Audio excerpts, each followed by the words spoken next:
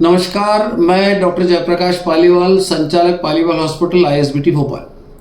Malaria day पर यदि हम अपनी बात करें तो मलेरिया आज से कुछ दशक पहले, 3 दशक 4 दशक पहले मलेरिया से बहुत तबाही होती, बहुत मौतें होती थी।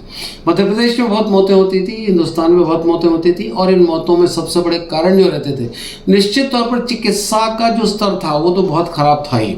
अलावा इसके लोगों में जागरूकता का अभाव, शिक्षा की कमी और उसके अलावा झाड़ फूक इत्यादि के साथ साथ चिकित्सा संसाधन और अस्पतालों की कमी भी बहुत बड़ा कारण थी।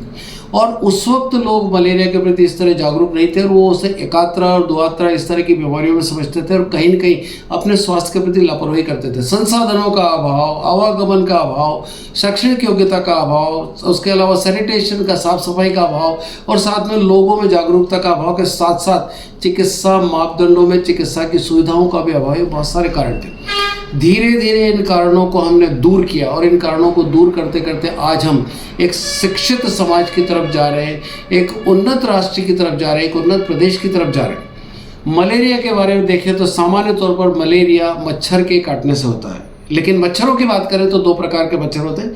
एक छोटा एनोफिलिस एडिस करके मच्छर होता है जो सामान्य तौर पर दिन में काटता है। इसके काटने से ये मच्छर बहुत ऊंचाई तक नहीं उड़ सकता, जमीन से बहुत ऊंचाई तक नहीं उड़ सकता। इसके काटने से डेंगू और चिकनगुनिया जैसे वायरल बुखार होते हैं, लेकिन जो सामान्य तौर पर जो दूसरा बड़ा मच्छर होता है वो जब हमारे कान के इर्द गिर्द घूमता है बड़ा संवेदनशील होता है, जरा से उड़ भी जाता है। इस मच्छर के काटने से मलेरिया जैसे रोग होते हैं।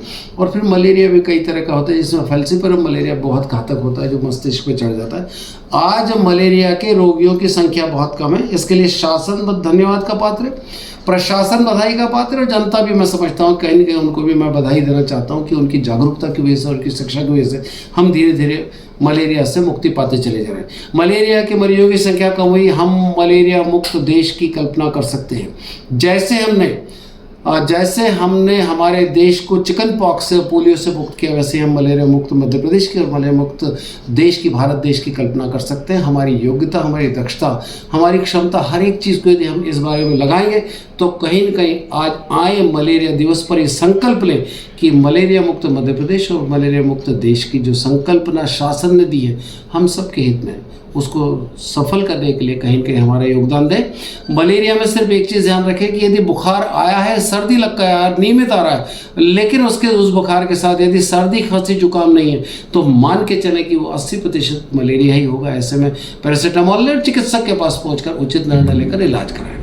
आप सबने मुझे सुना, आपका बहुत धन्यवाद, बहुत आभार, और मलेरिया दिवस पर आप सबको बहुत बहुत बधाई।